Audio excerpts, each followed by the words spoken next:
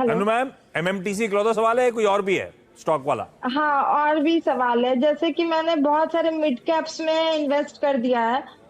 तो अभी तो सब बहुत मतलब जैसे जो लार्ज कैप है वो तो थोड़ा सा मतलब डगमगाया है, but mid cap small cap बहुत ज्यादा मतलब अफेक्ट हुआ है। तो अब मतलब इसको कैसे रिकवर करना है, क्या करूं, इसको एवरेज करूं या फिर वेट करूं मार्केट के बाउंस बैक नहीं तो होने अनु का? मैम, ऐसा ये क्या है, एक ही पेंट से पूरी पिक्चर ब्रश, क्या है, एक ही ब्रश से पूरी पिक्चर पेंट करना गलत हो जाएगा। अब आपने कहा किसी स्मॉल कैप मिड कैप में एवरेज करूं, डिपेंड करता है कौन सी पेडिग्री का, कौन सी क्वालिटी का है, कहाँ पे पहुंचा है, कितना करेक्ट हुआ है, कि सही लेवल्स हैं कि नहीं उन्हें ऐड करने के, तो इंडिविजुअल स्टॉक्स पे लेना पड़ेगा। ऐसी एक ही बार में अच्छा। सारे small cap mid cap portfolio पे कवर करना मुश्किल हो जाएगा। रश्मि मैम, अगला सवाल। सर मैंने ऐड करा है IRFC, जो मुझे काफी पहले प्रॉफिट दे चुका है ऑलरेडी। बट अभी मैंने 75 पे 2000 और बाय करे हैं। सो करंटली 71 पे ट्रेड कर रहा है, इवन 70 तक आया है आज। तो shall I add more and wait for the longer time, और शैल आई क्विट? मैंने लिया ट्रेडिंग के लिए था मैम, या लॉन्ग टर्म के लिए आज से?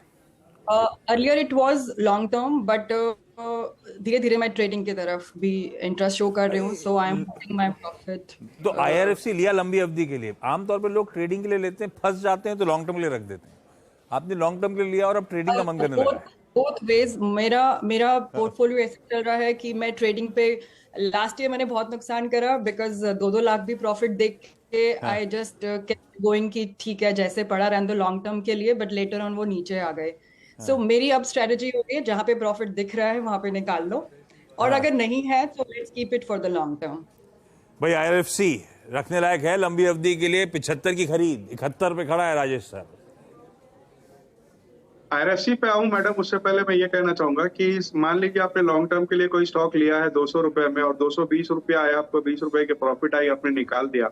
बट लॉन्ग टर्म के प्रोस्पेक्ट्स उसके 400 रुपए होने के थे, तो आपको तो दिक्कत होगी वहां जो पे। खुला छोड़ तो रखा वैसा है ना यार, करें रामरे। कि प्रॉफिट आया निकाल दिया। कंपनी के प्रोस्पेक्ट्स को देखें, अगर उसमें और भी ग्रोथ की अपॉर्चुनिटी है, कंपनी की परफॉर्मेंस अच्छी है, तो लॉन्ग टर्म के लिए रखें और ट्रेडिंग का पोर्टफोलियो अलग रखें। आईआरएफसी कंपनी बहुत शानदार है। अगर आप देखें तो एनपीए 0 है। डिविडेंड यील्ड इस वक्त थोड़ी कम हो गई है, 2% के आसपास बैठती है। ये government of India guaranteed railways को लोन देती है, इसलिए इनका एनपीएस कुछ है नहीं। और रेलवेज में जिस तरीके की एक्सपेंशन हो रही है, फिर वो सिग्नलिंग की हो या वैगन्स की हो, उससे एक बड़ा कैपिटल एक्सपेंडिचर की उनकी उम्मीद है, जो कि आईआरएफसी जैसी कंपनियों को बहुत फायदा पहुंचाएगा। बनी रहे स्टॉक में। इस वक्त नहीं ऐड करने की सलाह इसलिए नहीं दूंगा कि आपकी 74, 74.5 की, 75 की खरीद है और 71-72 रुपया में सिर्फ 2-3 रुपया का फर्क है। एवरेज तभी करें जब 8-10% का गैप हो। चलिए, इस नोट पर Rashmi ma'am, Anu ma'am, thank you so much जुड़ने के लिए। राजेश सर, सारी क्वेरीज ब्यूटीफुल।